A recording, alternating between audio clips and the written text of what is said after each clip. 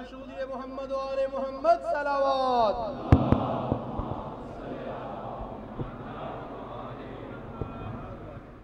ایک سورہ فاتحہ 3 دفعہ سورہ توحید پڑھ کر تمام مومنین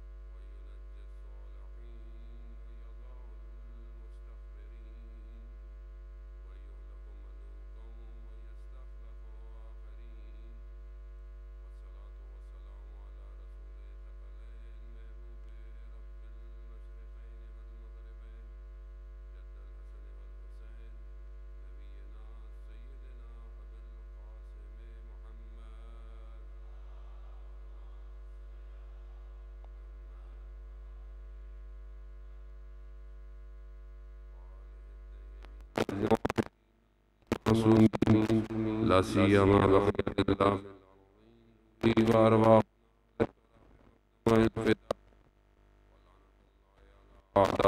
مجمعین۔ بسم اللہ الرحمن الرحیم۔ رب اشرح لی صدری ویسر لی امری واحلل عقدۃ من لسانی یفقہوا قولی، اما بعد فقد قال رسول اللہ صلی اللہ علیہ وآلہ وسلم ان الحسین مصباح الہدی والسفینۃ النجات۔ صلوات بھیج محمد والا۔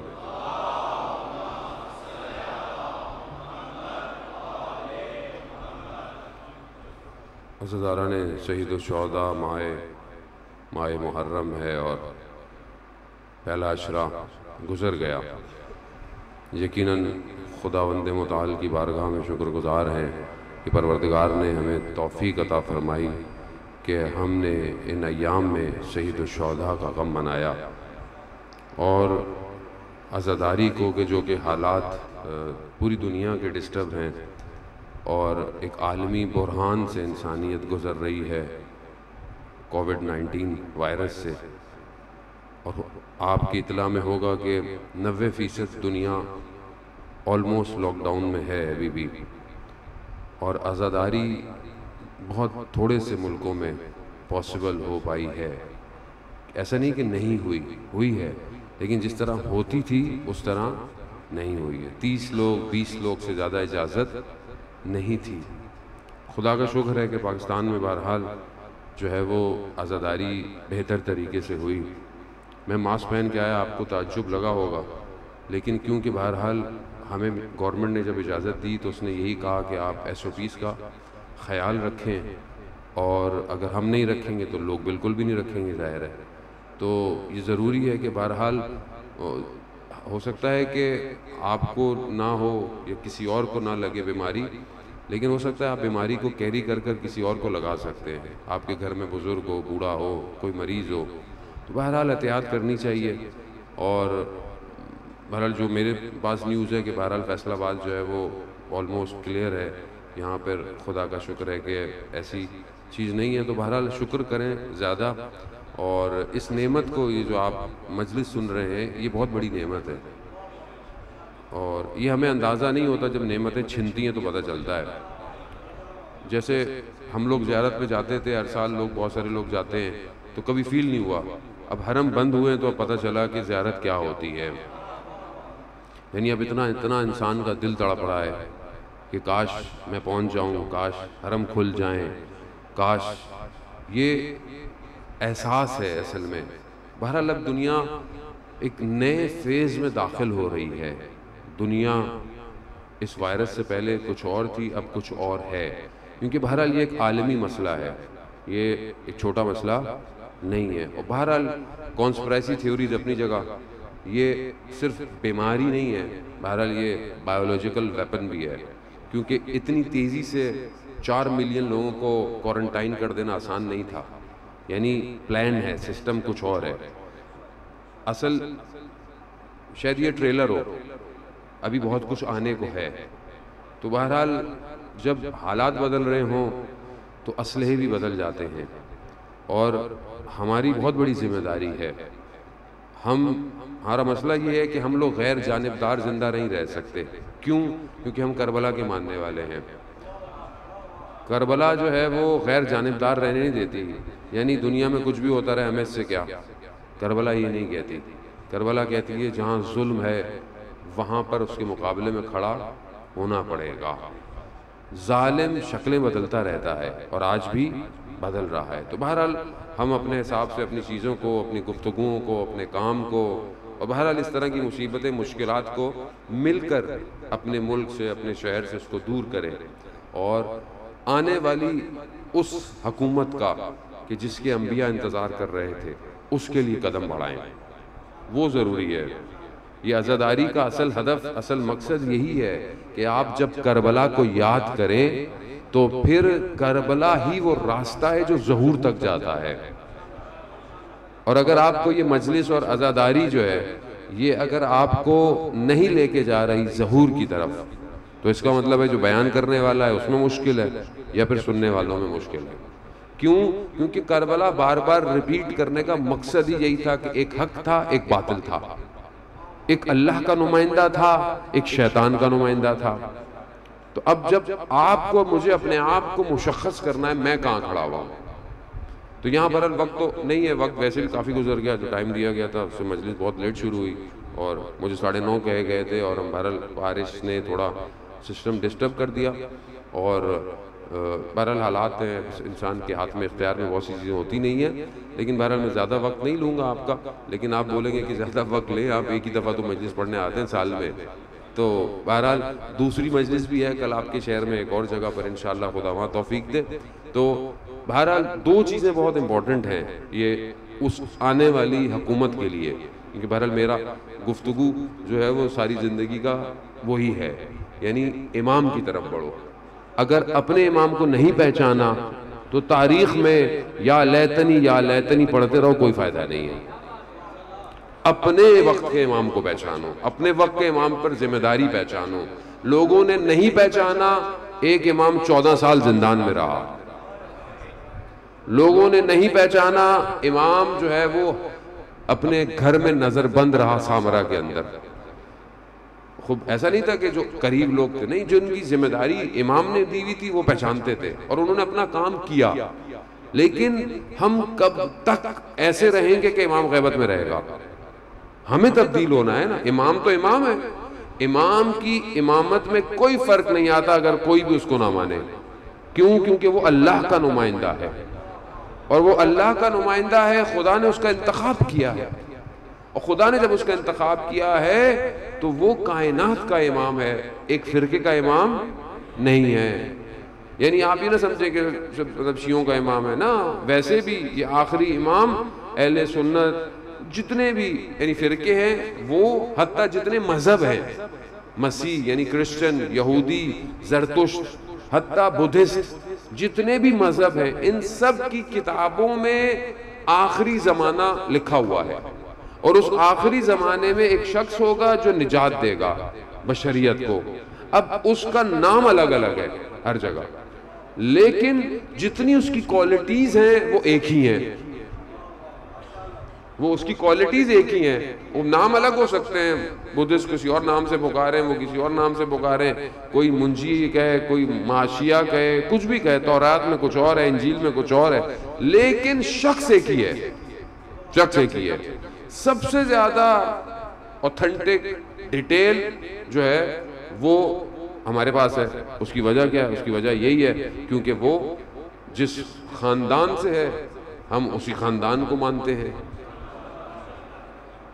اور ہر شخص، قرآن کی آیت ہے، ہر شخص اپنے امام کے ساتھ اٹھایا جائے گا. اب آپ جس کو اپنا امام مانیں آپ کی اپنی مرضی ہے، اسی کے ساتھ آپ اٹھائے جائیں گے. تو اپنے امام کو پہچاننا بہت ضروری ہے. اب اس معرفت کے لیے ہم کیا کریں کہ ہمیں معرفت حاصل ہو؟ کیونکہ وہ وہاں قرآن کہہ رہا ہے کہ ہم نے نجاست کو ان سے دور کر دیا ہے. اب اگر خدا نہ خواستہ میں نجس ہوں، اب آپ بولے بھی نجس ہے تو غسل کر لیں. نہیں، یہ نجس ظاہری نہیں، نجس باطنی. یعنی اگر انسان اندر سے صاف نہیں ہے امام تک نہیں پہنچ سکتا. اس کو صاف کرنا ہے. تو دو چیزیں بہت امپورٹنٹ ہے اس نہیں یعنی اس ٹائم زون تک پہنچنے کے لیے. پہلی چیز انفرادی ہے، انڈیویجول ہے. دوسری اجتماع ہے یعنی سوسائٹی ہے. ایسا نہیں ہو سکتا کہ آپ بولیں کہ ہم سب مسجد میں بہت اچھے ہیں، مسجد میں باجماعت نماز پڑھتے ہیں، مجلس کرتے ہیں اور یہ کافی ہے. اب گھر میں کیسا ہوں، اپنی دکان پہ کیسا ہوں، اپنی پڑھائی میں کیسا ہوں، اپنی تنہائی میں کیسا ہوں، اس سے کیا فرق پڑتا ہے؟ جھوٹا بیچوں، زیادہ بیچوں، کم تولوں، پڑھائی میں چٹنگ کروں، گھر میں میرا اخلاق بیوی کے ساتھ بچوں کے ساتھ برا ہو، نہیں، ایسا شخص نہیں پہنچ سکتا امام تک. یعنی پورا شخص جامع چاہیے، یعنی مکمل چاہیے. اگر آپ مکمل ہیں تو آپ آگے بڑھیں گے. اور یہ جو معاملہ ہے یہ ظاہر سے صرف حل نہیں ہوگا، یہاں اندر صاف کرنا بہت ضروری ہے. کیوں؟ کیونکہ یہ وہ ہستیاں ہیں کہ جن کو یہ چاہتے ہیں اس کو اپنی طرف کھینچتے ہیں. اور جب کھینچتے ہیں تو یقیناً اس کے اندر ظرفیت ہونی چاہیے، اس کے اندر وہ کوالٹیز یعنی اتنی اکیوپمنٹ ہونی چاہیے کہ وہ آ سکے. مثال کے طور پر اگر کوئی بہت بڑی کمپنی آپ کو نوکری پہ رکھنا چاہتی ہے یا کوئی کمپنی آپ کو ٹھیکہ دینا چاہتی ہے، کوئی جیسے ہمارے ملکوں میں ٹھیکے ملتے ہیں لوگ پیسے کھا جاتے ہیں، لیکن اگر آپ کے پاس کوئی ہو تو آپ کو کیا کرتے ہیں؟ آپ اپنی پروفائل کو ہائی کرتے ہیں تاکہ آپ کو یہ کام ملے، آپ کو یہ کام ملے. اب آپ جتنا بڑا کام کر لیں، ایک گلی کا کام ہو تو کتنی بڑی پروفائل چاہیے، ایک شہر کا کام ہو تو آپ کی کمپنی کی پروفائل کتنی سٹرونگ ہو، ایک پورے ملک کا کوئی کام ہو تو کتنی بڑی ہو. اگر انٹرنیشنل کوئی کمپنی آپ کو کام دے رہی ہے تو اس کا مطلب ہے آپ کی پروفائل کتنی بڑی ہو، کتنا آپ کے پاس ڈیٹا ہو، کتنا ایسٹس ہو، کتنے آپ کے پاس پروفیشنلز ہونے چاہیے، کتنا آپ کا ایکسپیرینس ہے. یہ ساری چیزیں ہر نوعیت کی. اب جو کائنات کا سی او ہو، یعنی کائنات کا سی او، یعنی پوری کائنات کی سب سے بڑی کمپنی ہے، کائنات کی سب سے بڑی کمپنی ہے. کیوں؟ کیونکہ پروردگار نے انہی کے توسط سے فیض بھیج رہا ہے دنیا کے اندر، یعنی واسطہ فیض ہے، وہ رحمت موصولہ ہیں. زیارت جامع کبیرہ میں باب اللہ ہیں، باب توحید ہیں، یعنی خدا تک جانے کے لیے خدا نے ان کو دروازہ بنایا ہے. اب اتنی بڑی جو ہستی ہو اس کے پاس جانے میں یا ان کے کام کرنے کے لیے کتنی بڑی پروفائل چاہیے؟ ظاہر محنت چاہیے. اب وہاں یہ تھوڑی بولیں گے میں بڑی گاڑی میں جاؤں گا تو امام مجھے بلا لیں گے. ادھر ظاہر نہیں دیکھا جائے گا، ادھر باطن دیکھا جاتا ہے. باطن ضروری ہے. پہلی شرط یہی ہے کہ انسان اپنے باطن کو پاک کرے، صاف کرے. اور یہ کون لوگ ہیں کہ جو اپنے آپ کو اس مقام پہ لا سکتے ہیں؟ تو بہرحال مختصراً میں بہت تیزی سے کہ یہ وہ لوگ ہیں جو اہل ذکر ہیں، یعنی جو ذکر کرتے ہیں. ذکر لفظی نہیں ہے، ان کا وجود ذکر کرتا ہے. اور اس ذکر تک پہنچنے کے لیے کیوں ان کو اہل ذکر بننا ہے؟ کیونکہ یہ جس جگہ داخل ہونا چاہتے ہیں وہ گھر ایسا ہے جو دائم الذکر ہے. یعنی جب کہا قرآن کہتا ہے کہ تم ذکر کرو تو روایات اس کی ذیل میں اہل بیت کہتے ہیں، جب پوچھا گیا کہ مولا ذکر کیا ہے، کہ نحنو ذکر اللہ، ہم اللہ کا ذکر ہیں. اب اس اہل ذکر تک پہنچنے کے لیے اگر ہمیں بھی کچھ ذکر کرنا ہے تو یہ جو گھر ہے یہ گھر مٹی کے نہیں ہے کہ اس وادی میں آپ کو داخل ہونا ہے، یہ وادی کوئی اور ہے. اس وادی میں داخل ہونے کے لیے اپنے آپ کو اہل ذکر کرنا پڑے گا، اور یہ ذکر تب آپ کریں گے کہ جس کی پہلی شرط اصلاح ہے، یعنی اپنے آپ کو صحیح کرو. اپنے آپ کو صحیح کرنے کے لیے جو چیز ہے وہ محاسبہ ہے، یعنی اپنا محاسبہ کرو. محاسبہ کیا ہے کہ میں نے کیا کیا ابھی تک، میں کیا کرتا ہوں. یہ جو محاسبہ کرتے ہیں کہ صبح سے لے کے شام تک، جیسے ایک اکاؤنٹنٹ یا چارٹرڈ اکاؤنٹنٹ کمپنی کو آ کے پورے سال کا محاسبہ کرتا ہے کہ کیا ہوا، کہاں گیا پیسہ، کہاں گیا، آڈٹ کرتا ہے، ساری چیزیں کرتا ہے. اہل ذکر ہر روز اپنا محاسبہ کرتے ہیں، ہر روز دور کی بات، ہر لمحے محاسبے میں ہے. یہ جب کوئی کام کرتے ہیں تو یہ اس کام کے نتیجے کو پہلے پرکھتے ہیں. نہیں سمجھے نہیں آپ لوگ عزیزان محترم. یعنی مثال کے طور پر کیسے سمجھیں گے، جیسے مثلا آپ نے پاؤں باہر رکھنا ہے، اب دیکھیں پانی پڑا ہوا ہے تو پاؤں رکھتے وقت آپ کو پانی نظر آ رہا ہے نا، آپ پاؤں نہیں رکھیں گے پاؤں ڈوب جائے گا، کیچڑ ہو جائے گا. کوئی آپ کو بولے بھائی اتنی احتیاط کیوں کر رہے ہو، تو آپ کیا کہیں گے، کہیں گے بھائی پانی ہے میں احتیاط کر رہا ہوں. اسی طرح یہ لوگ وہ ہیں کہ یہ جب کوئی بھی کام کرتے ہیں تو آخرت ان کے آگے کھل جاتی ہے. یہ اس کام کے نتیجے کو دیکھتے ہیں کہ یہ جو کام ہے یہ جنت میں لے کے جائے گا یا جہنم میں لے کے جائے گا. یعنی یہ اتنے دقیق نظر ہے. اور مشکل کام ہے، آسان نہیں ہے یہ کام. مطلب یہ کیسے کریں آپ؟ یہاں تو انسان نہ اپنی زبان پہ کنٹرول رکھتا ہے، نہ اپنی آنکھوں پہ کنٹرول ہے، نہ انسان کے کانوں پہ کنٹرول ہے، نہ سوچوں پہ کنٹرول ہے. ہم نے تو اپنے آپ کو چھوڑا ہوا ہے نا، بس حالات جیسی لے جائیں جہاں لے جائیں. اور پھر جب انسان دنیا سے جاتا ہے تو اسکور کارڈ اس کے آگے آ جاتا ہے، یہ تم نے کیا تھا. اب وہاں آپ کہیں مجھے واپس بھیج دو، قرآن کی آیات بھی ہیں کہ ہمیں واپس بھیج دو. وہ کہتے ہیں اب واپس جانے کا آپشن نہیں ہے. اب آپ کو اس سے پہلے کہ بعد میں نظر آئے کہ آپ نے کیا کیا تھا، تو کیوں آپ اپنے آپ کو اس مقام پہ نہیں لے کے آتے کہ آپ کو ابھی پتہ چل جائے کہ آپ کر رہے ہیں اس کا نتیجہ کیا ہے. یعنی آسان تھوڑی ہے. دیکھیں امام کو 313 چاہیے. اچھا 313 مولانا ہم تو ہو ہی نہیں سکتے، وہ پتہ نہیں کون لوگ ہوں گے. تو بھائی پھر ہم لوگ کیا کر رہے ہیں؟ تو 313 نہیں ہو سکتے، 15,000 والی لیئر ہے اس میں ہو جائیں، 10,000 والی لیئر ہے، 5,000. ایسا نہیں ہے کہ 313 ہی ہوں گے. 313 تو وہ ہیں کہ جو سردار ہوں گے، جو بڑے بڑے لوگ ہوں گے، ان کے نیچے بھی تو فورسز ہوگی کہ نہیں ہوگی. تو ہم اپنے آپ کو کہیں تو پہنچائیں، لیکن پہنچانے کے لیے عام آدمی نہیں چاہیے عزیزان محترم. عام آدمی کو تو کوئی چھوٹی موٹی جگہ پہ کوئی نہیں بلاتا. تو امام کے اور تاریخ گواہ ہے کہ ائمہ کے نزدیک عام لوگ نہیں تھے. جابر ابن جوفی کہتا ہے کہ راوی کہتا ہے کہ کوفہ میں، جابر ابن جوفی کوفہ میں رہتا تھا، کہا میں کوفہ سے باہر نکلا تو میں نے جابر کو کہا میرا دل چاہ رہا ہے، چھٹے امام کا دور ہے، کہا میرا دل چاہ رہا ہے امام کی زیارت کروں. کہا اچھا آؤ میرے ساتھ. کہا کوفہ سے آگے نکلے، کہا آنکھیں بند کرو، ہاتھ پہ ہاتھ رکھو. اگلا قدم بڑھایا تو کوچہ بنی ہاشم مدینہ میں کھڑا ہوا تھا. کہا جاؤ زیارت کرو.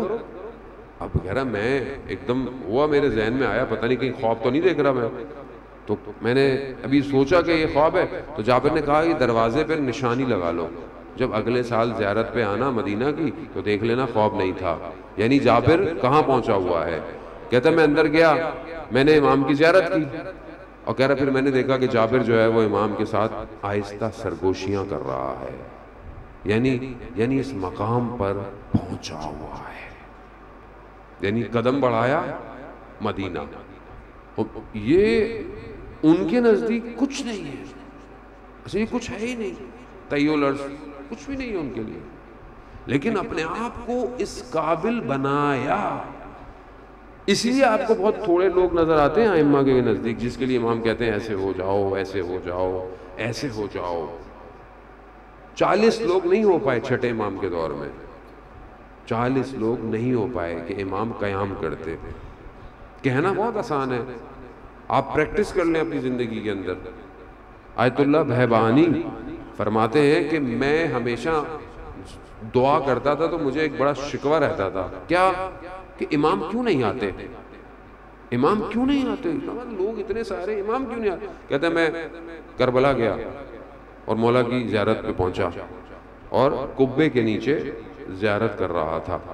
آپ کو پتا ہے نا وہ قبے کے نیچے جو گنبد ہے امام کا، اس کے نیچے دعا مستجاب ہے، یعنی وہ جگہ ہے کہ جہاں پر ہر دعا مستجاب ہوتی ہے۔ کہہ رہا میں وہاں کھڑا ہوا تو وہاں میں نے زیارت پڑھی، اس کے بعد میرے اندر یہ پھر پیدا ہوا وہ شکوہ، امام کیوں نہیں آتے؟ کہتا ہے یہ میں نے بولنا تھا، امام حاضر ہو گئے، امام حاضر ہو گئے، میرے آنکھوں میں سے پردہ ہٹا، امام مجھے دکھا دیا۔ امام نے کہا کہ بہبانی دیکھنا چاہتے ہو ہم کیوں نہیں آتے؟ ہاں۔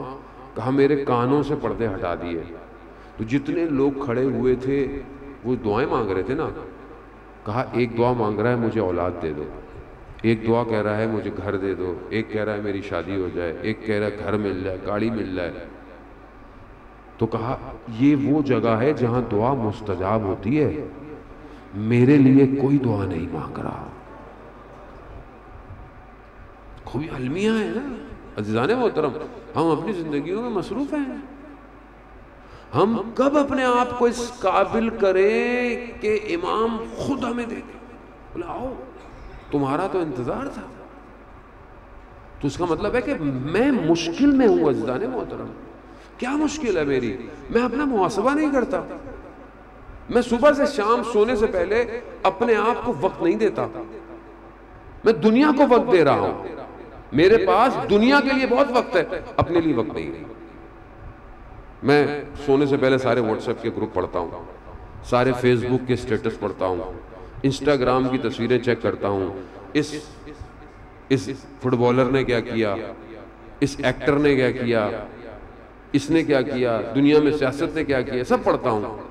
مگر اگر نہیں پڑھتا تو اپنی کتاب نہیں پڑھتا جس پہ روز کچھ لکھا جا رہا ہے۔ ہر روز ایک تو وہ ہے نا جو نامہ اعمال اوپر ہوں گے، نہیں، اسی دنیا میں جو بھی ہم عمل کرتے ہیں ہمارے وجود پر ضبط ہو رہا ہے، سیف ہو رہا ہے۔ اور یہ ایک ایسی پیچیدہ کتاب ہے کہ جسے مجھے خود کھولنا ہے، لیکن میرے پاس وقت ہی نہیں ہے، میرے پاس وقت نہیں ہے کہ میں رات کو سونے سے پہلے دیکھوں میں نے آج نماز اول وقت پہ پڑھی یا نہیں پڑھی، میں نے آج کسی کا دل تو نہیں دکھایا، میری زبان سے کسی کو تکلیف تو نہیں ہوئی، میری آنکھوں نے تو کوئی گناہ نہیں کیا آج۔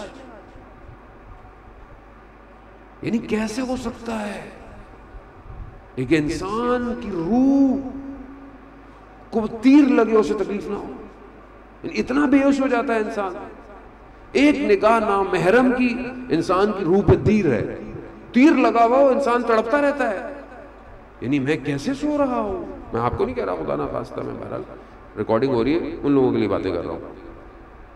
انسان کی زبان اونچی ہو جائے اپنے والد کے آگے، اپنی والدہ کے آگے، اپنی بیوی کے ساتھ تلخ کلامی کر بیٹھے، بچے کو ڈانٹ دے، روح ڈس بیلنس ہو جاتی ہے، آپ کو پتہ ہے۔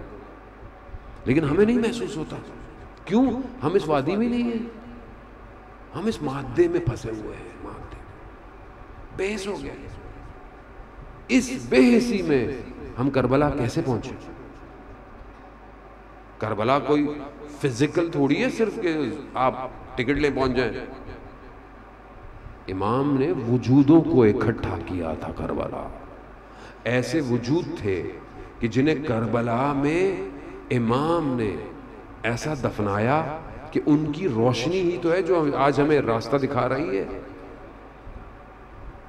یہ وجود کیسے ہوگا ایسے؟ محاسبہ عزیزان، میں جوانوں کو خاص کر اپنا محاسبہ کریں۔ زندگی قیمتی ہے، زندگی نعمت ہے، یہ وقت کے امام کے لیے یاد رکھیے گا۔ یعنی کیسے ہو سکتا ہے کہ وقت کا امام کربلا میں ہو اور ہم مدینہ میں زیارتیں کر رہے ہوں، مکہ میں خانہ کعبہ کا طواف کر رہے ہوں، امام دشت کربلا میں تنہا ہو سکتا ہے ایسا؟ ابھی کیوں ہے ایسا؟ ابھی امام تنہائی میں ہے۔ ٹھیک ہے امام کے ساتھ کچھ لوگ ہوتے ہیں، ابدال ہوتے ہیں، کچھ لوگ ہیں امام کے ساتھ، لیکن بہرحال امام ہماری وجہ سے نہیں آ پا رہے ہیں. ہم یہ نہیں کہہ سکتے نہیں مولانا صاحب میری وجہ سے نہیں آ رہے، آپ کی وجہ سے آ رہے ہیں. بھائی آپ اپنی فکر کریں، دوسرے کو چھوڑ دیں. آپ اچھے ہو جائیں، دوسرا خود ہی اچھا ہو جائے گا.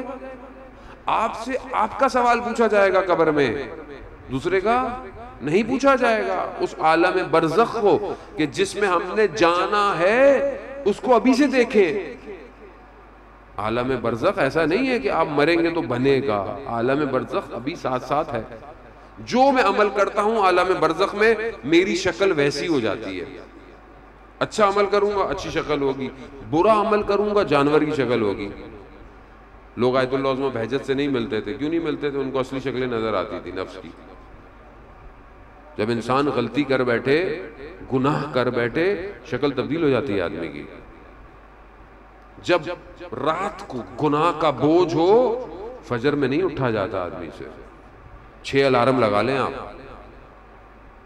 ماں باپ دھکے دیتے رہتے ہیں، اٹھو اٹھو بیٹا اٹھو. کیوں نہیں اٹھ رہا؟ ابھی صبح فلائٹ ہو 7 بجے کی، 3 بجے رات کی فلائٹ ہو، نیند نہیں آئے گی. یہ جو فلائٹ روز جنت لے کے جاتی ہے، اس میں کیوں نہیں اٹھ رہا؟ کیوں نہیں اٹھ رہا؟ اس کی وجہ یہ ہے کہ اس کو اٹھنے کے لیے جو سامان چاہیے تھا اس کا اس نے انتظام نہیں کیا. رات کو وزن بھاری ہو جاتا ہے، کروٹیں بدلتا رہتا ہے. اللہ کتنا سخت ہے کہ خالق کی دعوت پہ مخلوق سوتی رہے.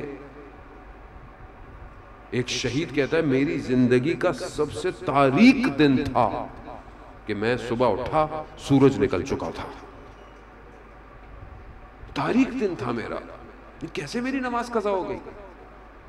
ہمارے استاد کہتے ہیں کہ اگر نماز تہجد قضا ہو جائے، تہجد تو اس کا مطلب ہے دن میں تم سے کوئی غلطی ہوئی ہے.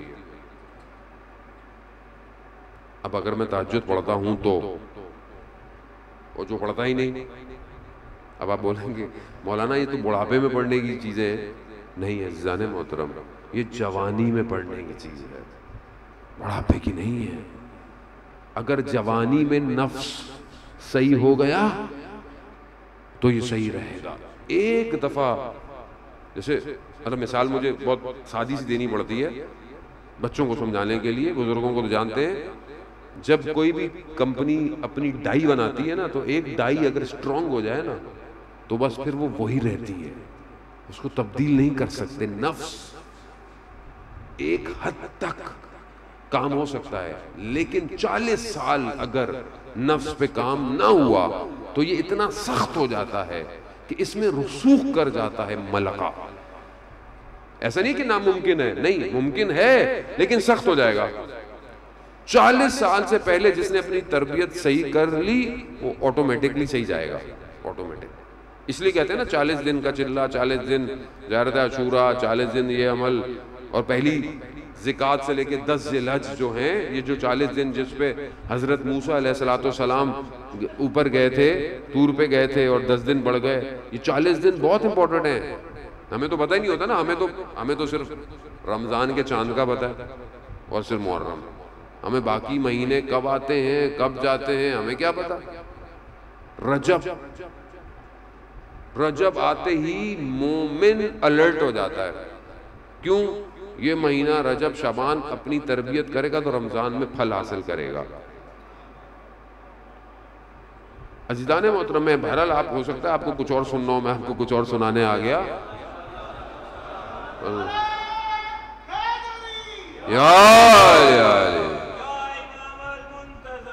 اللہ جل اللہ جل اللہ جل اللہ جل اللہم صلی علی محمد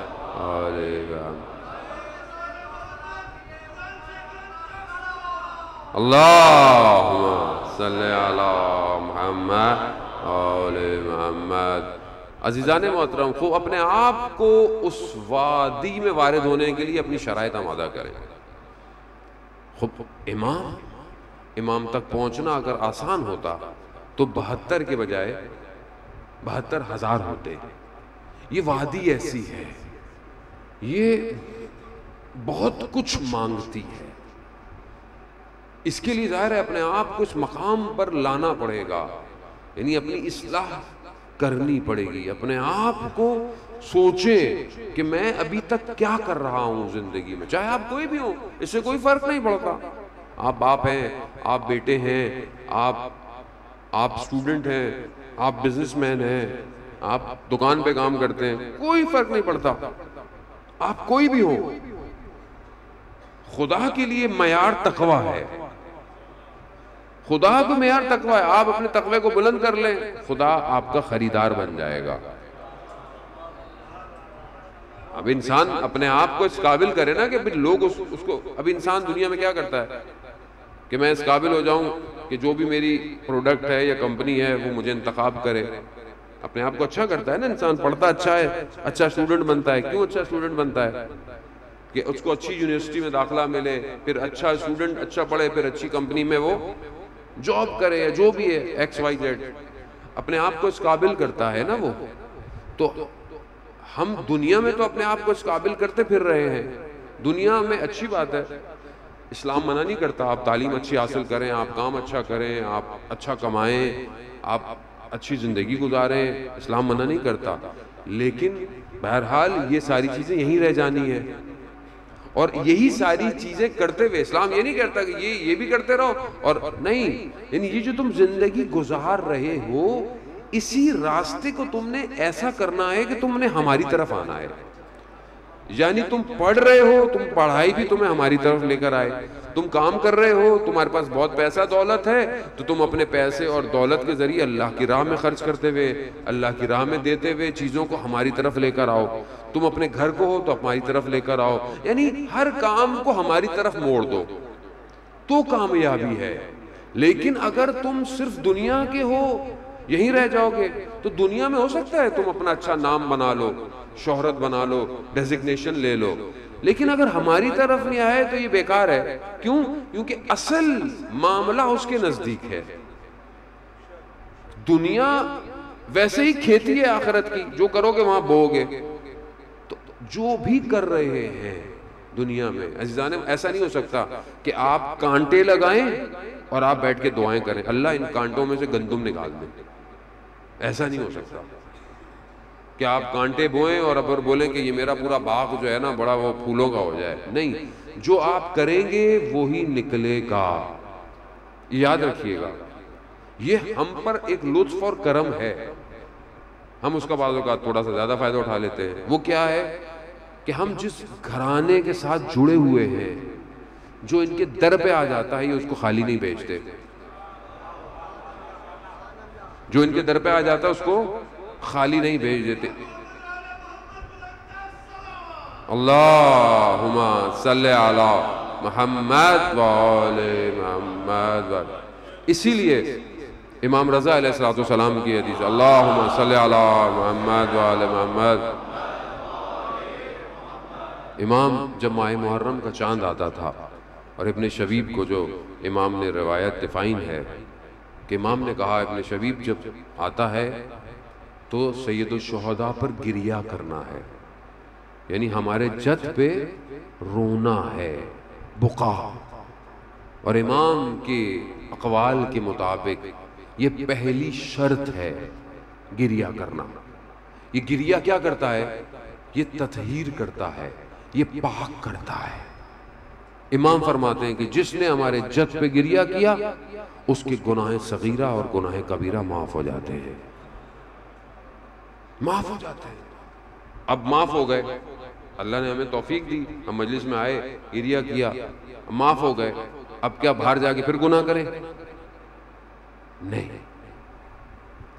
اب پاک ہو گئے تو اب یہ کوئی اور ڈیوٹی دیں گے آپ کو. اگر آپ پاک نہیں ہو پا رہے بار بار تو پھر یہ ڈیوٹی نہیں دیں گے.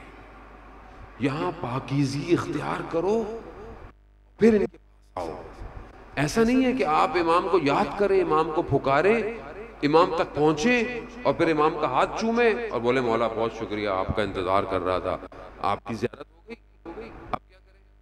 آپ گھر چلے جائیں گے. امام کے گرد گھومو، دعائیں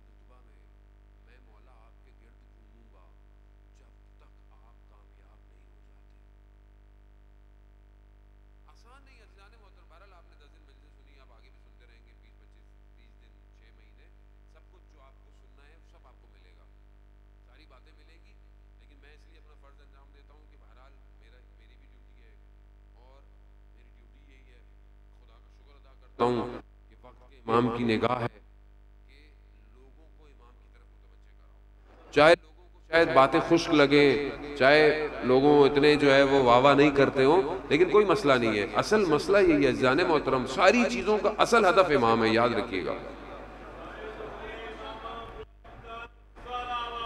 اللہم صلی علی محمد وآل محمد اللہم صلی علی محمد وآل خوب اپنے آپ کو دکھائیں، اپنی تصویر خود دیکھیں آئینے میں کیا ہوں اور میں کہاں جا رہا ہوں. میری جو زندگی گزر گئی، جس کے سفید محاسن آ گئے، سفید بال آ گئے داڑھی میں، زندگی گزر رہی ہے، میں خدا کے کتنے قریب ہوا؟ میرے اور خدا کے درمیان فاصلہ کتنا ہے؟ خدا کوئی فزیکل تو نہیں ہے، مگر خدا قرآن میں کیا کہتا ہے؟ میں تمہاری شہرت کے قریب ہوں. خدا تو قریب ہے، میں دور ہوں اس سے. میں خدا کے وجود کو محسوس کرتا ہوں کہ نہیں کرتا؟ آیت اللہ عظمہ بہجت فرماتے تھے کہ اگر تمہیں خدا کے وجود کا احساس ہو جائے تم کبھی گناہ نہیں کرو گے. انسان کو پتا ہو کہ کیمرہ لگا ہوا ہے، کیمرہ لگا ہوا ہے، سگنل نہیں توڑتا. کیمرہ لگا ہوا ہے، سگنل نہیں توڑے گا. بچہ بیٹھا ہوا ہے چھوٹا سا، گناہ نہیں کرتا آدمی. یعنی خدا اس بچے کے برابر بھی احترام کے لائق نہیں ہے، جو ہر وقت دیکھ رہا ہے، جو ہر وقت دیکھ رہا ہے. صرف آپ کو ظاہر میں نہیں دیکھ رہا، آپ کے باطن کو بھی دیکھ رہا ہے. خدا کہاں ہے میری زندگی میں؟ کہاں ہے؟ جو میں نماز پڑھتا ہوں وہ تو عادت کی ہے، اس میں بھی میں اللہ اکبر کرتا ہوں تو سارے دنیا کے خیالات آنا شروع ہو جاتے ہیں. خدا سے گفتگو کہاں ہے؟ کہ میرا مولا فرماتا ہے کہ پروردگار جس نے تجھے نہ پایا اس نے کیا پایا، جس نے تجھے کھو دیا اس نے کیا پایا.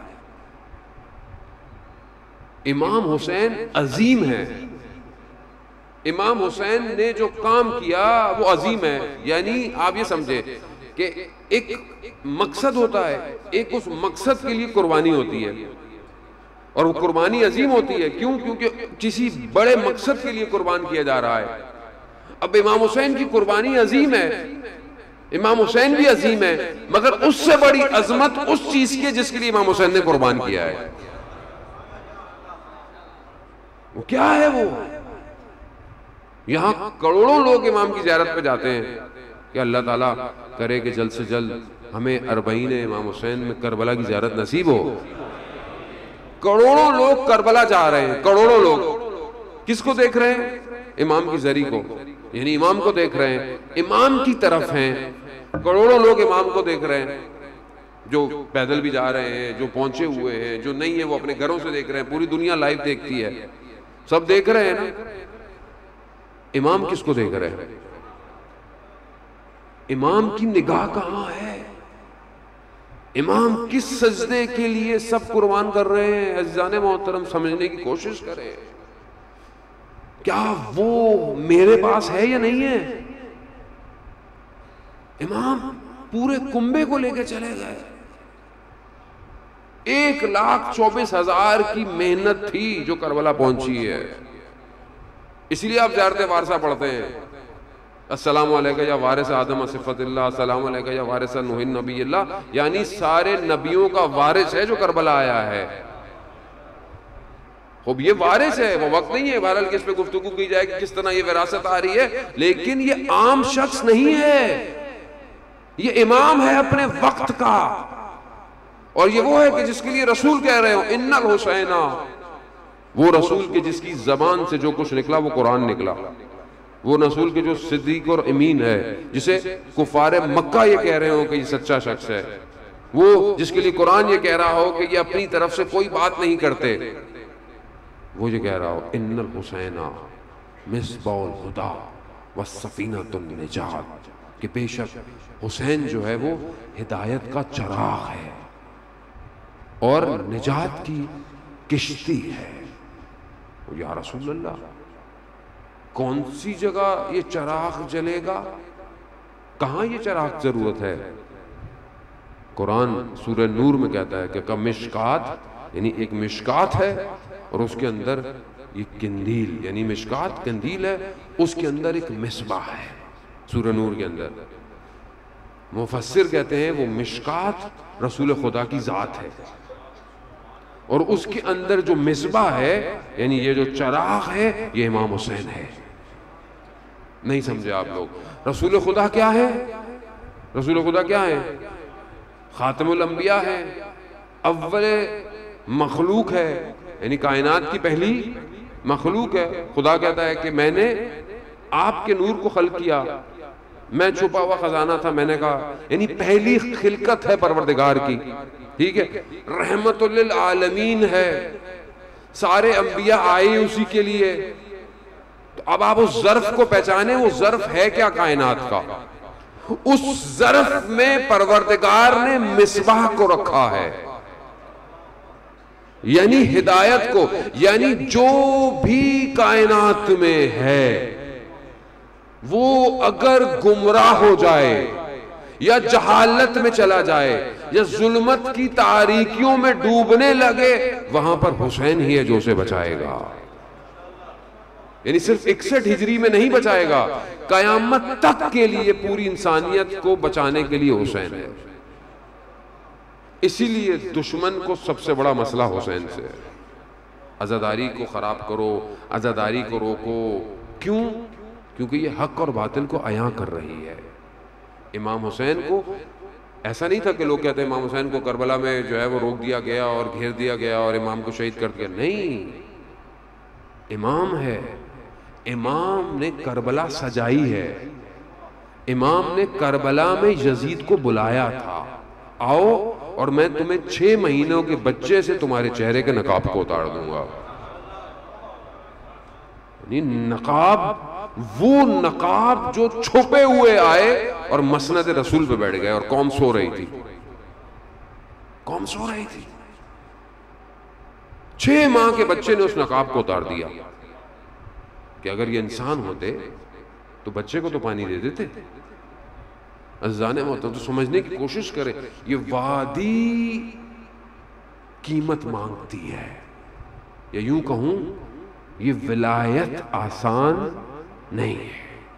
یہ زبان سے کہنا بہت آسان ہے کہ مولا ہم آپ کی ولایت کو مانتے ہیں، نہیں، ولایت پہ جانے کے لیے پہلی شرط ہی اپنے آپ کو قربان کرنا ہے، اور وہ تبھی کریں گے جب ہم اپنی آپ کو صحیح کریں گے، کیونکہ جو شخص میں ذرا سی بھی میل ہوگی وہ امام کے پاس نہیں پہنچے گا۔ عزیزان محترم، اس کو یا اولاد پیاری ہو جائے گی، یا مال پیارا ہو جائے گا، یا خواہشات پیاری ہوں گی، اس سے چھوٹے گا کچھ نہیں۔ یہ پریکٹس آپ کو ابھی کرنی ہے۔ مثال کے طور پر مجھے پریکٹس کرنی ہے کہ امام اگر مجھے حکم دیتے ہیں مجلس چھوڑ دو، میں چھوڑوں گا مجلس؟ میں بولا مولا مجھے تو مجلس ہی پڑھنا آتی ہے، میں اور کیا کروں گا؟ امام بولیں گے نہیں مجلس تو ہم پڑھیں گے، تمہیں کچھ اور آتا ہے؟ وہ نہیں آتا۔ کہا کیوں نہیں سیکھا؟ کچھ تو سیکھتے۔ عزیزان محترم، یہاں یعنی ہمیں ہر شخص کو اپنے اندر اگر صلاحیت نہیں ہے تو اس کو اجاگر کریں۔ آج دنیا میں وار ہے، جنگ ہے، آج جنگ کا اسلحہ تبدیل ہو گیا ہے، آج سوشل میڈیا پہ جنگ ہے، آج سائبر وار ہے، پوری دنیا کے اندر سائبر وار ہے۔ اب سائبر وار کا اسلحہ کچھ اور ہے، جوانوں کو سیکھنا چاہیے۔ ہر چیز فارورڈ تھوڑی کرنے کی ہوتی ہے، ہر چیز تھوڑی آپ فارورڈ کرتے رہیں، اس نے یہ کہہ دیا، اس نے یہ کہہ دیا، اور تفرقہ ایجاد ہوتا ہے۔ دشمن آپ کے سامنے ہے، کس طرح پاکستان میں فرقے واریت کے لیے سوشل میڈیا کو جو ہے وہ آگ بھڑکا رہا ہے۔ اب یہاں بہت ضروری ہے کہ جہاں ہمارے مجتہدین کا فتویٰ یہ ہو کہ اہل سنت تمہارے بھائی ہیں بلکہ تمہارے نفس ہیں، ان کے مقدسات کا احترام کرو، تو پھر ہم سب کیوں اجتہاد کر رہے ہیں؟ کو اس کو پہچانے، سمجھیں۔ 2 یعنی یہ آپ اس کو یہ مت سمجھے، آپ کو عقیدہ بدلنے کو کوئی نہیں کہہ رہا، آپ جو عقیدہ ہے وہی ہے، آپ اپنے عقیدے کو اپنے پاس رکھیں، جہاں آپ بول سکتے ہیں جہاں، لیکن جہاں پر کچھ چیزوں کو کہا گیا اس کا خیال رکھیں۔ اس کی وجہ کیا ہے؟ اس کی وجہ یہ کہ دشمن چاہ یہی رہا ہے بھائی، ہر دور میں پروپیگنڈا الگ ہوتا ہے، ہر دور میں سازش الگ ہوتی ہے۔ وہ چاہتے ہیں کہ پاکستان جیسے وطن میں کہ جہاں سب لوگ محبتوں سے رہتے ہیں، کیوں رہتے ہیں محبت سے؟ تکلیف ہوتی ہے انہیں، اور فنڈنگ آپ کو پتہ ہے کہاں سے آتی ہے پوری دنیا میں، فرقہ واریت ایجاد کر رہے ہیں۔ تو خیال رکھیں، مجلسوں میں خیال رکھیں، مجلس ایسی ہو کہ سارے فرقے کے لوگ آئیں، بیٹھیں اور امام حسین کا ذکر سنیں۔ آپ ایسی مجلسیں کریں نا کہ آپ بتائیں، لوگوں کو دعوت دیں کہ بھائی ہم کیا ذکر کرتے ہیں، قرآن کا ذکر کرتے ہیں، امام کا ذکر کرتے ہیں، ہم وہی ذکر کرتے ہیں جو رسول نے کیا تھا، ہم کوئی اور ذکر کرتے ہی نہیں۔ اگر علی کا ذکر بھی کرتے ہیں تو وہ رسول کی وجہ سے کرتے ہیں، وہ ساری زندگی انہوں نے علی علی کیا۔ جتنی بھی حدیثیں ہیں وہ ساری رسول خدا سے ہیں کہ میں علم کا شہر ہوں، علی اس کا دروازہ ہے، علی مال حق وحق مال علی، جو جتنی بھی ہیں کہ لحموں کا لحمی، دموں کا دمی، جو بھی جتنا کچھ آپ فضائل پڑھ لیں حضرت علی کے، سارے وہی فضائل ہیں جو رسول خدا نے کہے۔ یار خوب یہ بات کریں، اور جذابیت کی بات کریں، اور امام کی بات کریں۔ آخری امام سب کا مشترک ہے، اس پہ اختلاف ہی نہیں ہے کسی کو۔ ہاں ان کے کتابوں میں امام پیدا ہوں گے تو کوئی فرق نہیں پڑتا، اگر ہمارے یہاں غیبت میں ہیں، پیدا ہوئے ہوئے ہیں، ان کے پیدا ہے شخص ایک ہی، جب آئیں گے تو ایک ہی شخص آئے گا، تو آپ اس ایک کی طرف بڑھے نا سارے۔ اور جو بڑے بڑے اختلاف ہیں جب امام آئیں گے خود ہی حل کر دیں گے۔ عزیزان محترم سمجھیں، حالات کو سمجھیں، ہم بہت نازک ان ایام، ہماری عزاداری بہت قیمتی ہے، اور دشمن چاہتا ہے یہ خراب ہوں، اس لیے ہمارے ممبروں میں بعض لوگ ایسے آ جاتے ہیں جو اختلافی باتیں کرتے ہیں فرقہ واریت کی۔ آپ کا فرض بنتا ہے اول تو آپ ایسے لوگوں کو دعوت نہ دیں جو آپ کو پتا ہو۔ دیکھیں اپنا اصول بنائیں، جس عالم کو، جس ذاکر کو، جس منقبت خواہ کو، جس کو بھی بلاتے ہیں، کم سے کم اس کے 4-5 مجلسیں سنیں تو صحیح انٹرنیٹ پہ، دیکھیں صحیح یہ پڑھتا کیا ہے، یہ کیا کیا پڑھتا ہے۔ پھر جب وہ آئے اور اگر وہ کچھ اور پڑھے تو پھر آپ بولیں گے اسی غلطی ہے، آپ نے اس کو سن کے بلایا تھا۔ لیکن جب آپ کو پتا ہے یہ پڑھ کیا رہا ہے، صرف ناموں پہ مت جائیں عزیزان محترم، خدا کے لیے یہ دین رسول کے گھر کا ہے، اس دین کو بچانے کے لیے امام حسین نے اپنے علی اکبر کو قربان کیا ہے۔ ہم صرف اپنے واہ واہ کے چکر میں، رش زیادہ آئے گا، بڑا مجمع لگ جائے گا، جی میری مجلس بڑی ہوئی، تباہ نہ کریں دین کو۔ خاص طور پہ وہ لوگ جو مجلسیں کرواتے ہیں، جو بانی ہیں، سمجھنے کی کوشش کریں، روز قیامت میں اگر آپ نے کسی ایسے شخص کو بلایا اور اگر مجلس میں بیٹھا ہوا ایک شخص گمراہ ہوا، قیامت میں آپ کو جواب دینا ہے، آپ سے پوچھا جائے گا کس کو بلایا تھا تم نے۔ سمجھنے کی کوشش کریں عزیزان محترم، ہر وہ مجلس جو امام زمانہ تک لے کے جا رہی ہے وہی مجلس ہے، وہی مجلس ہے۔ اللہ جل اللہ جل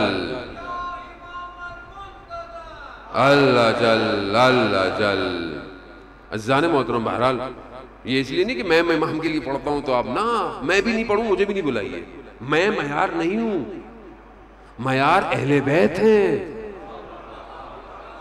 شخصیت پرست نہ بنے، معیار پرکھیں، اس معیار پہ جو ہے بسم اللہ، نہیں ہے خدا حافظ۔ اپنے عقیدوں سے مت کھیلنے دیں لوگوں کو، اپنی نسلوں کو برباد نہ کریں۔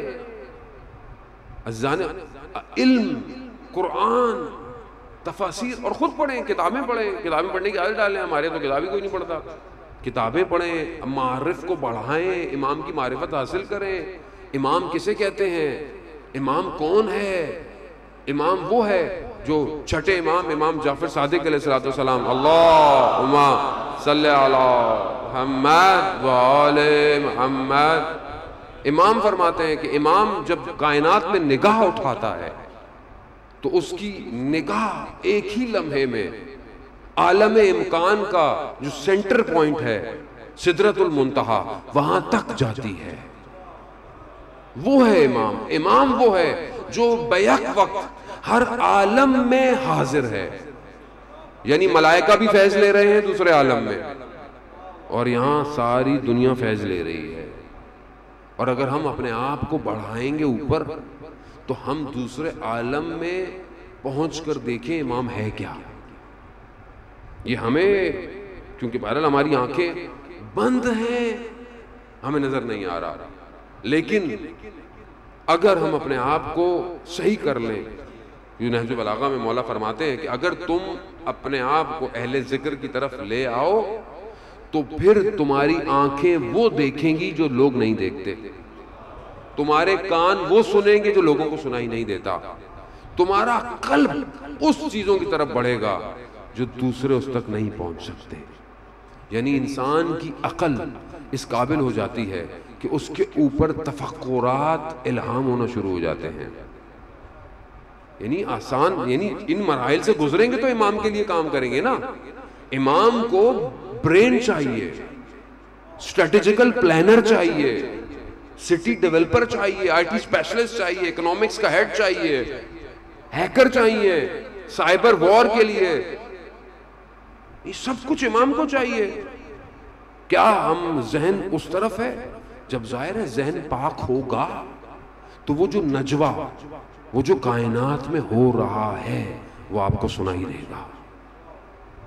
آیت اللہ سید علی قاضی طباطبائی رضوان اللہ تعالی علیہ فرماتے ہیں کہ جب میں تہجد کی نماز پڑھتا تھا, شہر سے جا کے باہر پڑھتے تھے جنگل میں پڑھتا تھا, تو اس وقت میں جو ایک آدھ گھنٹے کا ہوتا تھا میں اپنے اطراف سے منقطع ہو جاتا تھا. یعنی میرے اطراف میں کیا تھا مجھے نہیں پتا, لیکن عالم میں جو صدائیں تھیں وہ مجھے آواز آتی تھی.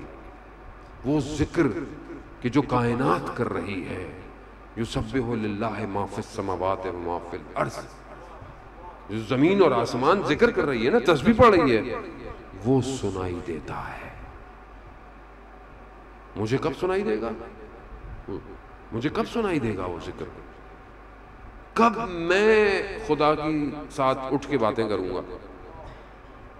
میں کب مناجات پڑھوں گا؟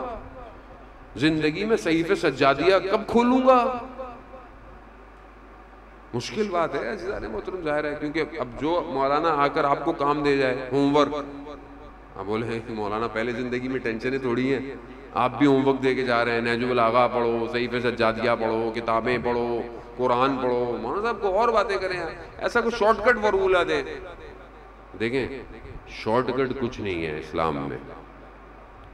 شارٹ کٹ یہی ہے آج توبہ کر لو کل اٹھا لے گا وہ.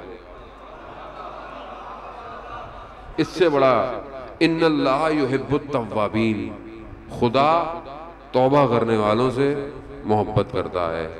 توبہ کس کو کہتے ہیں؟ پلٹنے کو. پلٹنا یعنی کیا مطلب؟ یعنی خدا کی طرف ہی جانا تھا لیکن کہیں اور چلا گیا.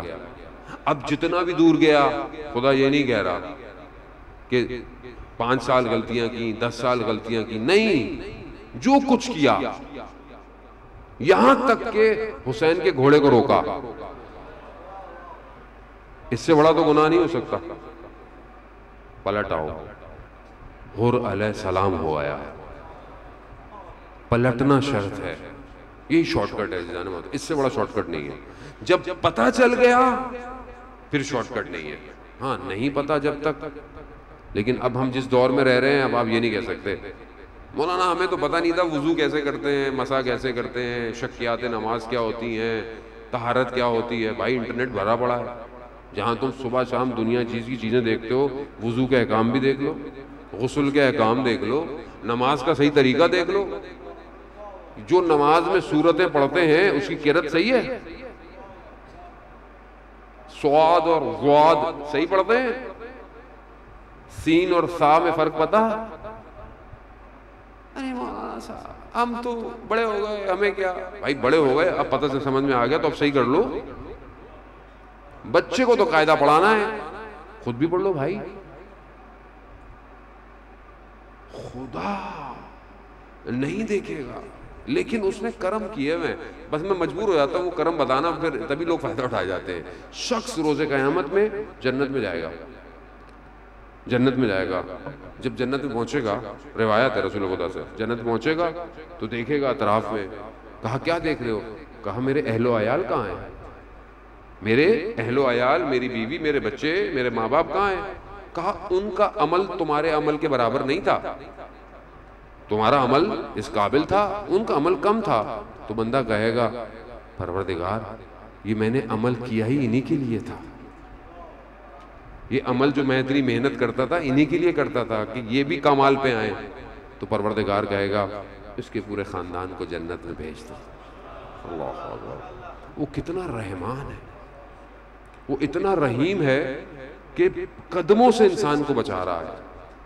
تذکرۃ الاولیاء میں نشاپوری واقعہ بیان کرتے ہیں، میں پہلے پڑھ چکا ہوں کئی دفعہ، کہ ایک لوہار تھا، اس کا کسی پہ دل آ گیا، جیسے جوانوں کے دل بہت جلدی آ جاتے ہیں۔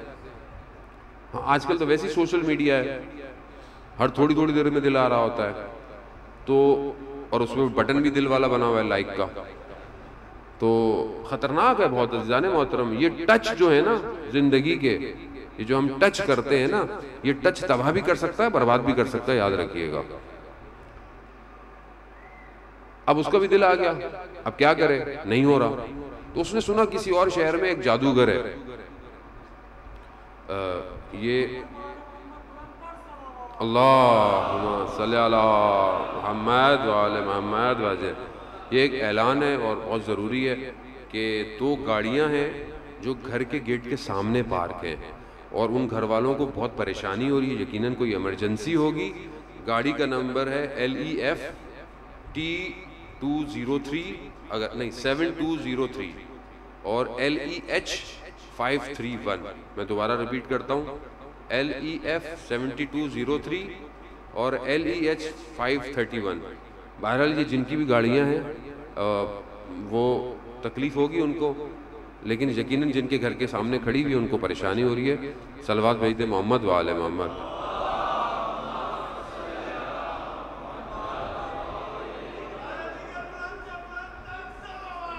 اللہم صلی علی محمد و آل محمد۔ گاڑیوں سے لگ رہا ہے لوگ لاہور سے بھی مجلس سننے آئے ہوئے، تو خیر، یا علی یا علی یا علی مدد حق حیدر، خیر، یا علی یا علی یا علی مدد حق حیدر، خیر لاہور۔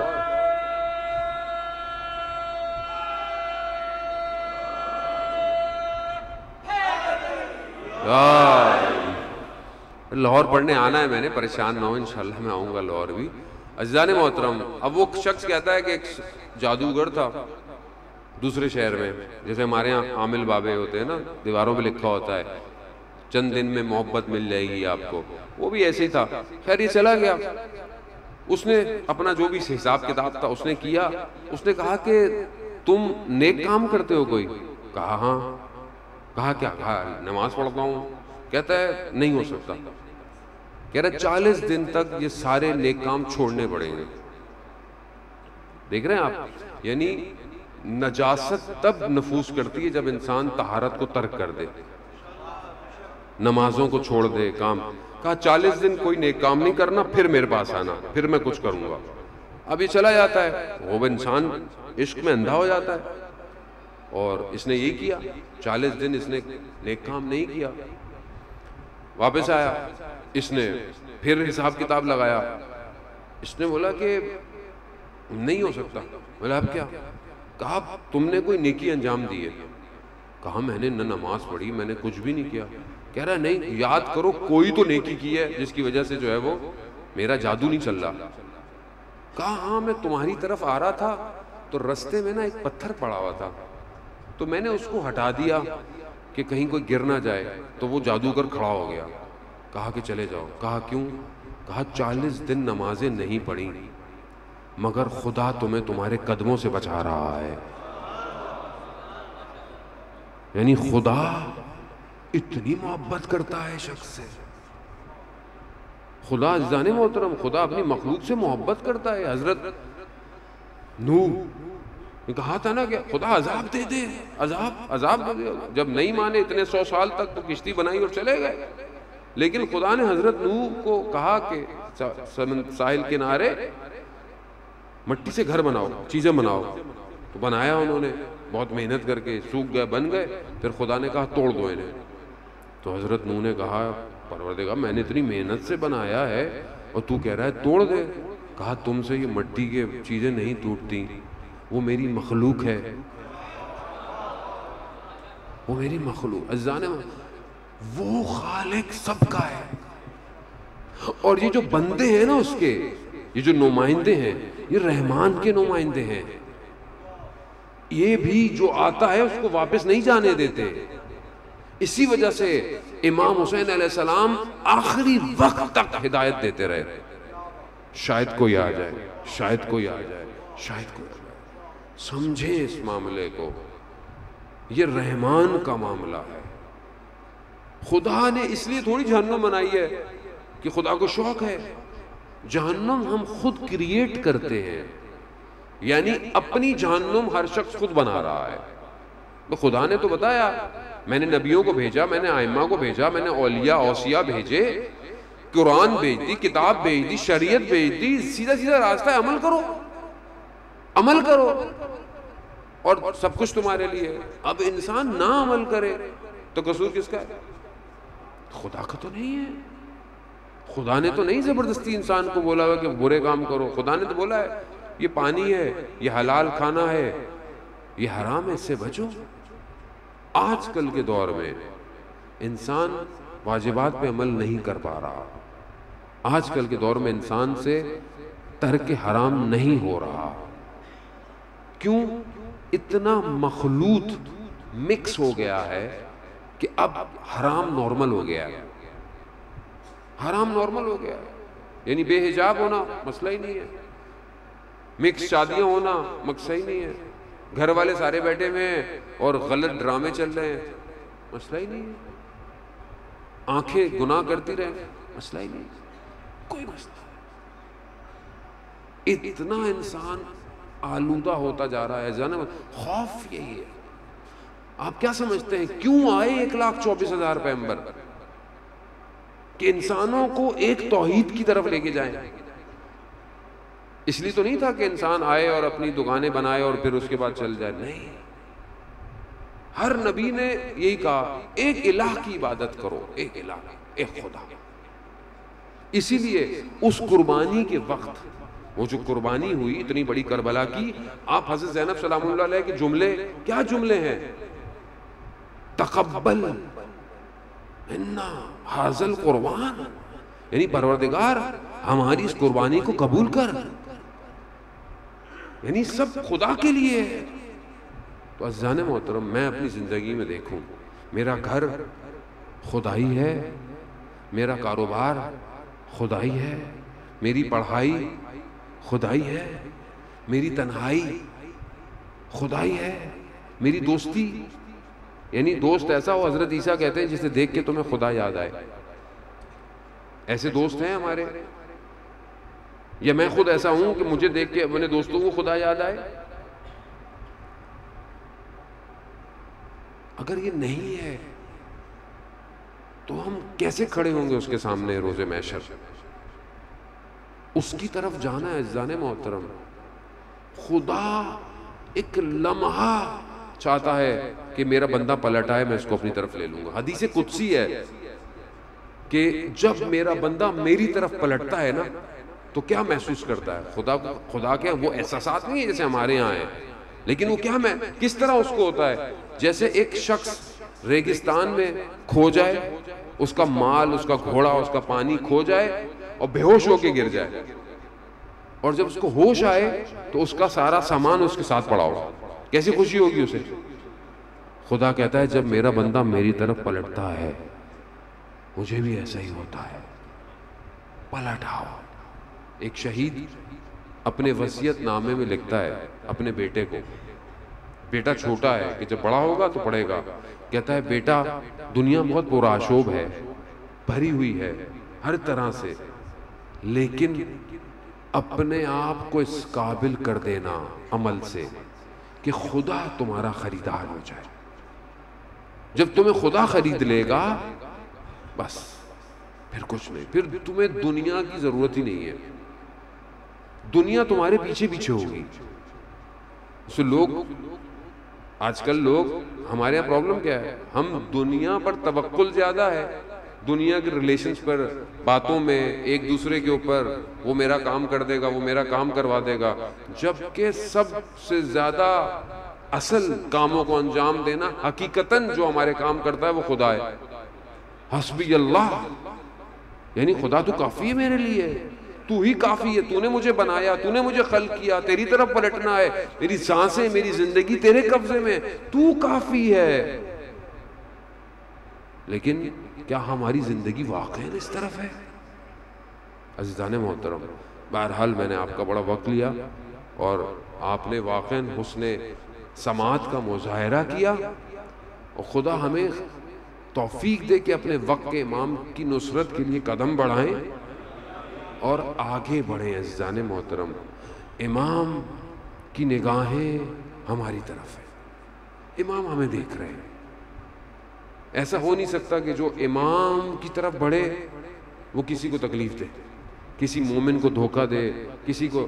مومن مرآت المومن ہے، مومن مومن کا آئینہ ہے. مومن کی حرمت کعبے کی حرمت سے افضل ہے. اسی لیے مومن کو کہا گیا کہ مومن کو تکلیف نہیں دو. ہم ایک دوسرے کو پتہ نہیں کیا کیا کر رہے ہوتے ہیں. ہم تو گھر میں ایک دوسرے کے دشمن ہیں، باہر تو دور کی بات ہے. کیوں ہے ایسا؟ یہ حسد کیوں ہے؟ یہ کینہ کیوں ہے؟ یہ بغض کیوں ہے؟ یہ غیبتیں کیوں ہیں؟ کیونکہ ہم نے دنیا کو اہمیت دی ہوئی ہے. ہمیں لگتا ہے ہم نے دنیا میں ہی رہنا ہے. دنیا فانی ہے. جب دنیا فانی ہو، آپ کو پتا ہو، ابھی ہمیں پتا ہے نا میاں تھوڑی دیر 1-2 گھنٹے کے لیے آئے. اب اگر آپ کو کوئی تکلیف بھی ہو رہی ہے، گرمی لگ رہی ہے مثلا، تو آپ بولیں گے کوئی نہیں 1 گھنٹہ تو بیٹھنا ہے. اور آپ کو لگے برابر میں آگے شخص بیٹھ گیا، جگہ تنگ ہو گئی، آپ کیا کریں گے؟ لڑیں گے اس سے؟ بولیں گے نہیں خیر ہے 1 گھنٹہ تو بیٹھنا ہے. کیوں؟ تھوڑی دیر ہے نا. تو آپ برا کوئی بھی بات نہیں مانیں گے. یہ زندگی ہے ہی تھوڑی. جب تھوڑی ہے تو جھگڑے کیسے، حسد کیسا، بہن بھائیوں سے حسد کیسا، مال کی لالچ کیسی، غیبت کیسی پیچھے بیٹھ کے، تکبر کیسا، خوش کیسا. کس چیز پہ خوش ہو رہا ہے آدمی؟ سب تباہ ہو جائے گا. خوش ہونا ہے تو صرف اہل بیت کی خوشی میں، غم زدہ ہونا ہے صرف اہل بیت کی غم. بس آخری حدیث آپ کی خدمت میں، امام جعفر صادق علیہ السلام، اللہم صلی علی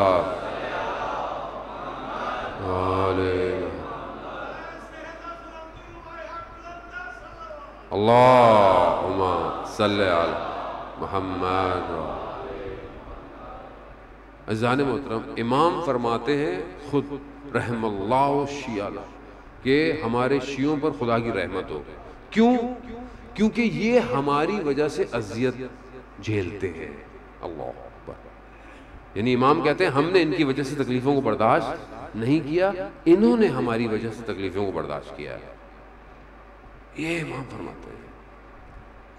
امام سے کسی نے پوچھا کہ مومن کا خیال رکھنا کتنا ہے، تو امام نے اسے واقعہ سنا. کہا کہ ایک شخص تھا، یعنی ایک مومن تھا لیکن مسلمان جگہ پہ تھا، لیکن اس زمانے میں آپ کو پتا ہے کہ جو بہرحال سختیاں تھیں سادات کے اوپر، بنی ہاشم، تو کہا وہ تنگ آ گیا اور کسی ایسی جگہ چلا گیا جہاں نان مسلم تھے، یعنی مسلمان لوگ نہیں تھے. تو وہاں پر اس کو کسی دوسرے مذہب کے شخص نے اس کو سہارا دیا، اس کی مدد کی اور اس کی زندگی کو چلانے کا اسباب پیدا کیا. وہ شخص کیونکہ مسلمان نہیں تھا مر گیا اور جہنم میں چلا گیا، لیکن کیونکہ اس نے مومن کی مدد کی تھی تو خدا نے جہنم کے عذاب کو اس کے اوپر کم کر دیا. یعنی مسلمان نہیں ہے اور مومن کا خیال کر رہا ہے، تو خود مومن کا خیال کرے گا تو کیا ہوگا؟ خیال کریں عزیزان محترم، آخری زمانے کا امتحان آپ کو پتہ ہے کیا ہے؟ آخری زمانے کا امتحان میں جان دینا کمال نہیں ہے.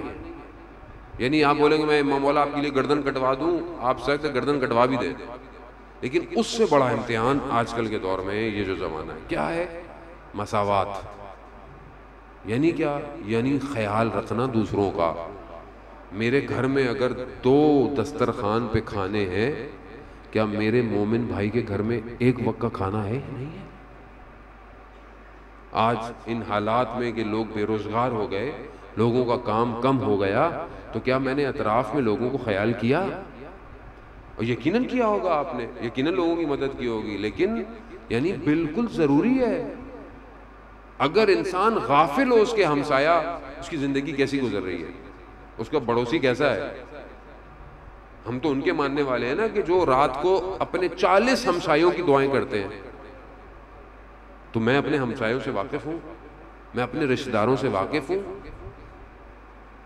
یہ امتحان سخت ہے. کیوں؟ کیونکہ اپنی مال سے نکالنا مشکل ہوتا ہے. میں نے کمایا ہے، میرا ہے، میرا کچھ نہیں ہے. بندگی کی پہلی شرط یہ ہے کہ سب چیزوں کا مالک وہ ہے. جو تمہارا مال ہے اس کا مالک بھی وہی ہے. اور ویسے بھی تمہاری ضرورت سے اگر تمہارے پاس زیادہ ہے تو تمہارا ہے ہی نہیں، کسی اور کا مال ہے. ڈھونڈو کس کو دینا ہے. عزیزان سمجھنے کی کوشش کریں، تبھی تو ایک اسلامی معاشرہ قائم ہوگا. خود کرنا ہے ہم نے سب کچھ، کوئی نبی نہیں آئے گا. آپ حکومتوں سے، آپ حکمرانوں سے یہ ذہن میں رکھیں گے یہ سب صحیح کریں گے، نہیں کر پائیں گے. وہ بہرحال وہ بھی محدود ہیں، اگر کام کرنے کی کوشش کریں بھی تو، اگر خدا ان کو توفیق دے، ورنہ تو صرف سوکھے نعرے ہی ہیں اور کچھ بھی نہیں ہے. خود اپنے آپ کو اس قابل لے آئیں کہ خدا آپ کے اوپر ایک اچھے حکمراں کو لے کر آئے. کیونکہ ہم خود کرپشن کرتے ہیں، جتنی جگہ ہمیں موقع ملتا ہے ہم بھی کرپشن کرتے ہیں، تو وہ بھی کرپشن کرے گا. آپ کو بھی، مجھے بھی اگر کوئی ڈیوٹی دے جائے تو میں بھی کچھ نہ کچھ کھاؤں گا. اپنے آپ کو صحیح کریں. بس میں خلاصہ اور اپنی گفتگو کو جمع، یہ 2 چیزیں امپورٹنٹ ہیں. ایک میں خود انڈیویجول اور ایک سوسائٹی. اپنے اوپر کام کریں گے، گریجولی سوسائٹی اچھی ہوگی، اور یہ سوسائٹی اچھی ہوگی تو آپ ظہور کے لیے اپنے امام کو دعوت دے سکتے ہیں. اللہ جل اللہ جل اللہ جل اللہ جل. اللہم صلی علی محمد اللہم صلی علی محمد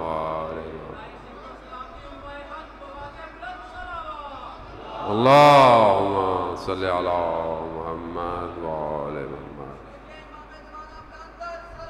اللہم صلی علی محمد وآل. بس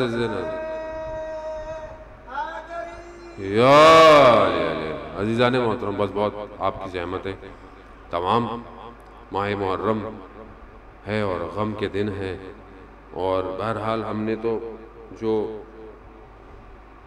ماتم، جلوس 10 تک انسان کو زیادہ ہوتا ہے. روزہ عاشورہ تھک جاتا ہے آدمی اور جا کر سو جاتا ہے. ہماری محنت اور طاقت ساری عاشورہ تک ہوتی ہے، لیکن اس گھر کا اصل تکلیف تو عاشورہ کے بعد شروع ہوئی. ہم تو اپنے اپنے گھروں میں چلے جاتے ہیں. یہ گھر شام غریبہ میں اجڑ گیا، اور یہ غم ایسا ہے کہ اس غم کا پرسہ لینے ماں مدینہ سے نکل آتی ہے. ہر مجلس، ہر عزاداری، ہر گھر جاتی ہے. اس سال اس ماں کو زیادہ گھر جانا پڑا ہوگا، کیونکہ ہر ملک میں جب امام بارگاہ میں مجلس ہوتی ہے تو 100 لوگ، 200، 1000 لوگ جمع ہو جاتے ہیں. اس سال بہت سارے ملکوں میں محرم اس طرح نہیں ہو پایا. ہر گھر میں عزاداری تھی، ہر گھر میں عزا خانہ تھا، نہ جانے یہ ماں کہاں کہاں گئی ہوگی۔ ایک عالم دین کہتے ہیں کہ میں محرم میں مجلس میں پڑھتا تھا، تو میں محرم سے پہلے گزر رہا تھا تو ایک بوڑھی خاتون مل گئی اور مجھے کہنے لگی کہ شیخ میرے گھر مجلس پڑھ دو۔ تو میرا مجلس کا ٹائم جو تھا وہ شیڈیول پیک تھا، تو میں نے کہا کہ بوڑھی عورت ہے، اس کو میں منع کروں تو بری بات ہے، تو میں نے ایسا وقت بولا کہ جس وقت یہ منع کر دے۔ تو میں نے کہا میرے پاس اگر کوئی وقت ہے تو وہ دوپہر کا وقت ہے، دوپہر 2 بجے۔ تو وہ اس نے بولا بہرحال اس وقت ایران میں دوپہر 2 بجے کوئی مجلس نہیں ہوتی، تو اللہ مجھے منع کر دے گی۔ تو بوڑھی عورت ہے، کہنے لگی ہاں اس سے تو اچھا وقت ہی نہیں ہو سکتا کوئی۔ تو کہتا اب میں کہہ چکا تھا، منع نہیں کہتا، میری صبح بھی مجلسیں ہوتی تھی، رات کو بھی ہوتی تھی، بہرحال میں دوپہر کو اس بوڑھی کے گھر مجلس پڑھنے جاتا تھا۔ میں جاتا تھا، چند خواتین بوڑھی بیٹھی ہوتی تھی، میں تھوڑی سی بات کرتا تھا، تھوڑے سے مصاحب پڑھتا تھا اور آ جاتا تھا۔ کہتے روز عاشورہ میں اپنی ساری مجلسیں دن میں پڑھتا تھا، رات کو مجلس کی چھوڑ دیتا تھا، عصر کا وقت چھوڑ دیتا تھا عمل کے لیے، عبادت۔ کہہ رہا میں نے سب کو کہتا تھا، کہتا اس بوڑھی عورت کو کہنا بھول گیا کہ میں صبح مجلس پڑھتا ہوں۔ میں مجلس سے پڑھ کے آیا، ظہر کی نماز پڑھی، تھکا ہوا تھا، میں تھوڑی دیر کے لیے استراحت کرنے لیٹ گیا۔ میں جیسے ہی لیٹا تو میرے خواب میں حضرت سیدہ آئی، کہا شیخ وہ عورت انتظار کر رہی ہے، تم نے اسے کیوں نہیں بتایا کہ تم دن میں مجلس پڑھتے ہو؟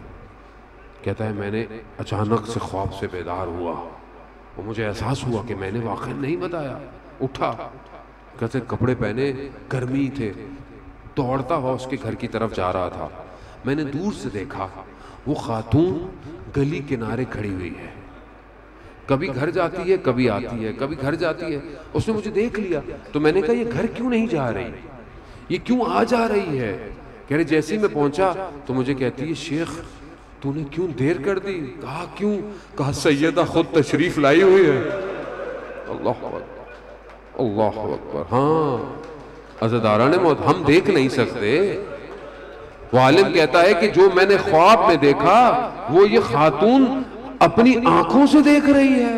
اللہ، ہاں عزاداران محترم، خوب وہ سیدہ آتی ہیں، وہ اپنے بیٹے کا پرشا لینے آتی ہیں، نہ جانے روز قیامت اسی لیے تو ہے کہ روز محشر بی بی تشریف لائیں گی اور بی بی کے پاس وہ خون آلودہ کرتا ہوگا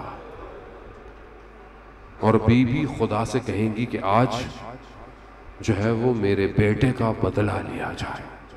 اللہ، مقاتل روایات بڑی سخت ہیں عزیزان، پڑھنا بڑا آسان ہے، بہت آسان، پڑھنا اصلا محسوس نہیں کر سکتا آدمی۔ کہا کہ امام آئیں گے روز قیامت میں محشر میں لوگوں کے پاس سامنے، کس حالت میں؟ سر بریدہ ہوگا، خون ٹپک رہا ہوگا۔ اللہ اکبر۔ اور یہ سیدہ کی چکیوں پیسی کمائی تھی جو رل گئی کربلا میں۔ ہاں عزادارن آپ نے مصائب سنے، اتنے دن سے آپ مصائب سن رہے ہیں، لیکن اس لٹے ہوئے کاروان پہ کیا گزری؟ وہاں قربانی ہوئی ایک دفعہ، لیکن یہ قربانی جو یہ اہل حرم دیکھتے رہے نا، ہر لمحے دیکھتے رہے۔ یعنی ہمارے سامنے اگر کوئی غم ہو نا اور دور کر دیا جائے، اس لیے کہتے ہیں نا آپ کا کوئی انتقال ہو جائے، اگر آپ بہت ملال ہوتے ہیں نا تو آپ اس کی بات اس کے سامنے نہیں کریں، غم زدہ ہو جائے گا۔ آپ اس کی تصویر کو اس کے سامنے نہ لائیے گا، بیٹی ہے نا، باپ یاد آ جائے گا۔ اللہ، اب سنیں گے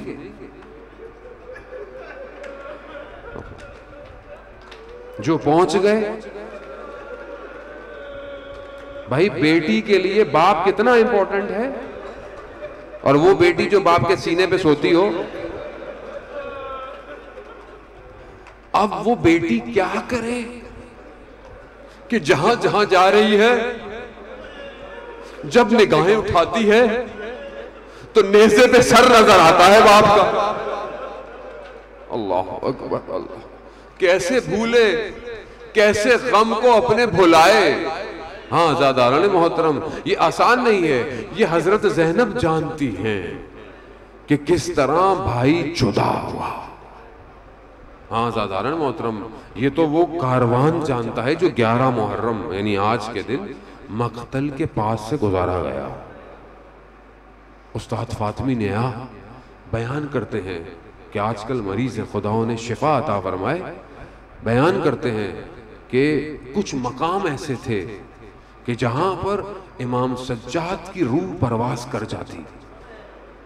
وہاں ایک مقام 11 محرم کا ہے کہ جب 11 محرم کو, آپ جانتے نا امام تو بیمار ہے نا, امام بیمار ہیں, امام بہت کچھ دیکھ نہیں پائے. روز عاشورہ مریض ہیں. یہ بہن تھی جو دیکھتی رہی, یہ تھی جو تل زینبیہ سے دیکھ رہی ہے, یہ دیکھ رہی ہے. یہ وہ مقام ہے 11 محرم کا کہ ان لعینوں نے اہل حرم کو مقتل کے پاس سے گزارا ہے. مقتل کے پاس سے. اب جب مقتل کے پاس سے گزرے نا یہ, تو امام سجاد نے ایک بدن دیکھا, سر بریدہ, خاک میں اٹا ہوا. باپ کی حالت دیکھی نہ گئی. اس سے پہلے کہ روح قبض ہوتی, بی بی زینب نے اپنے آپ کو سواری سے گرا دیا. اللہ گرا دیا. اور بی بی نے وہ گریہ کیا کہ دشمن بھی رو پڑا. کہا یا رسول اللہ, یہ آپ کا نواسا, یعنی بی بی کے جملے, یہ حسین ہے. یعنی وہ حالت ہو گئی بدن کی. وہ بیٹی جسے شام غریبہ میں جس کے مصائب پڑھے جاتے ہیں نا, یہ شام غریبہ میں بچوں کو جب جمع کر رہی تھی تو ایک بچہ کم ہے, ایک بچی کم ہے, تو بچی کو ڈھونڈا تو بچی کہاں تھی؟ مقتل میں. مقتل کیا ہے؟ مقتل جو ہم اتنا سنتے ہیں, محسوس کیا کبھی مقتل کیا ہے؟ بھئی دست کربلا ہے نا. بھئی کربلا ایسا تھوڑی تھا جیسے آج ہے. بھئی دست ہے, خاک ہے کربلا میں, اندھیرا ہے. اس اندھیرے میں جہاں پر سر بریدہ لاشیں ہیں وہ ہے مقتل.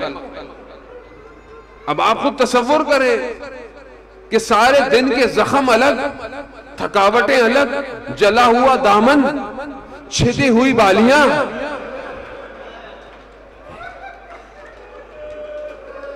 اب یہ بچی رات کو بابا بابا بابا بابا. خوب بچی جب ڈھونڈا, بچی ایک سر بریدہ لاشے پہ سو رہی ہے. بیٹی اٹھایا, بیٹی کیا کر رہی ہے؟ کہا بابا کا سینہ. بابا کے سینے پہ سوتی تھی نا. اس بات کو وہی محسوس کر سکتا ہے جس کی چھوٹی بیٹی ہو. چھوٹی بیٹیاں سینے پہ ہی سوتی ہیں باپ کے. وہ جو رات کی تاریکی میں اپنے باپ کے سینے پہ سو گئی, وہ 11 محرم کو اپنی پھوپھی سے پوچھتی ہے, پھوپھی جان یہ کس کا بدن ہے؟ یعنی بدن کی وہ حالت کہ فارسی کا شاعر اپنے کلام میں اس کا خلاصہ آپ کی خدمت میں بیان کروں, وہ کہتا ہے کہ خیمے گاہ سے مقتل کی طرف دوڑتی رہی. کون؟ زینب. خیمے گاہ سے مقتل کی طرف دوڑتی رہی.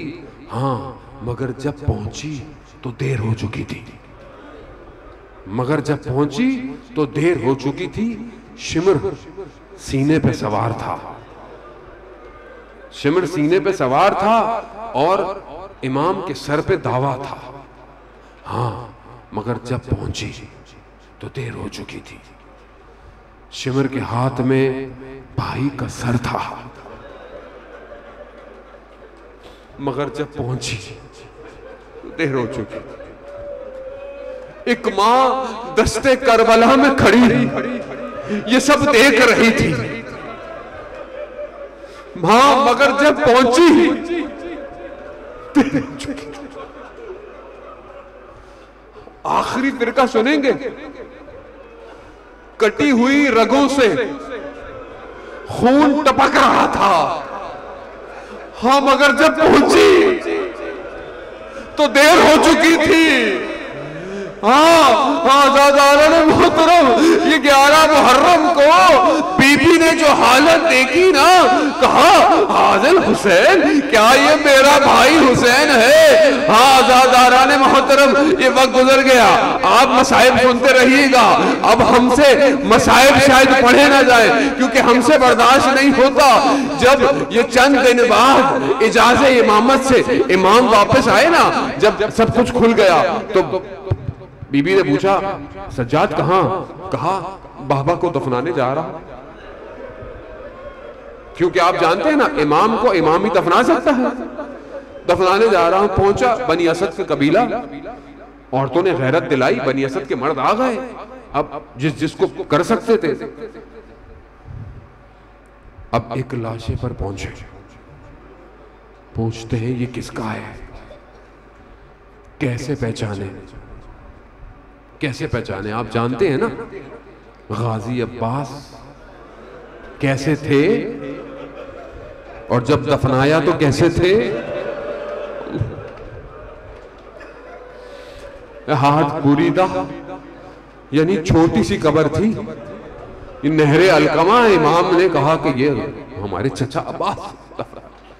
پھر ایک جگہ پہنچے تو ان کو کہا جاؤ میں خود دفناؤں گا.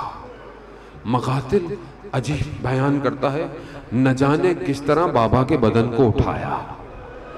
اتنے تیر تھے، اتنے زخم تھے. سنیں گے روزے عاشورہ کیا ہوا؟ روزے عاشورہ جب امام ودا کر یعنی بہن سے رخصت لے کر آئے نا، رخصتیں تو آپ نے سن لی نا کئی دفعہ. جب آگے نکلے نا تو جو پہلا پتھر آیا، مقتل کہتا ہے، پتھر امام کی پیشانی پہ لگا، خون بہنا شروع ہوا. امام نے اپنے کرتے سے خون صاف کرنا چاہا. ہرملہ لعین نے تیر کھینچا، وہ تیر سینے پہ آ کے بے وست ہوا. امام کا توازن 3 دن کا بھوکا ہے، 3 دن کا پیاسا ہے. علی اکبر کے بدن کو لایا ہے، اونو محمد کو لایا ہے، قاسم کو لایا ہے، حبیب کو لایا ہے. بس آپ سمجھ سکتے ہیں نا. لیکن آخری وقت آ گیا. جب امام آخری وقت میں گرے ہیں نا تو ارباب مقاتل بیان کرتے ہیں جس کے پاس جو تھا، جس کے بس میں جو تھا، جس کے پاس تیر تھے انہوں نے تیر چلائے، جس کے پاس نیزے تھے انہوں نے نیزے، جس کے پاس تلواریں تھیں انہوں نے تلواریں، جس کے پاس لکڑیاں تھیں، جس کے پاس پتھر تھے، حتیٰ جس کے پاس کچھ نہیں تھا اس نے اپنی ٹانگوں سے بے حرمتی کی. اس مقام پر بدن آ گیا کہ میرے مولا سے اٹھایا نہیں جا رہا. بدن کی کیفیت ایسی ہے. دفنا دیا. ہاں آزاداران بس مصائب سن لیے، بس آخری فرقہ جب یاد آئیے گا گریہ کرے گا. دفنا دیا، قبر کو بند کرنے لگے. بعض مقاتل میں بیان ہوتا ہے اس تاریکی میں امام مقتل میں کچھ ڈھونڈ رہے ہیں. امام سجاد کچھ مٹی میں ڈھونڈ رہے ہیں. پوچھنے والوں نے کہا مولا کیا ڈھونڈ رہے ہیں؟ کیا ڈھونڈ رہے ہیں؟ کہا بابا کی ایک انگلی کم ہے.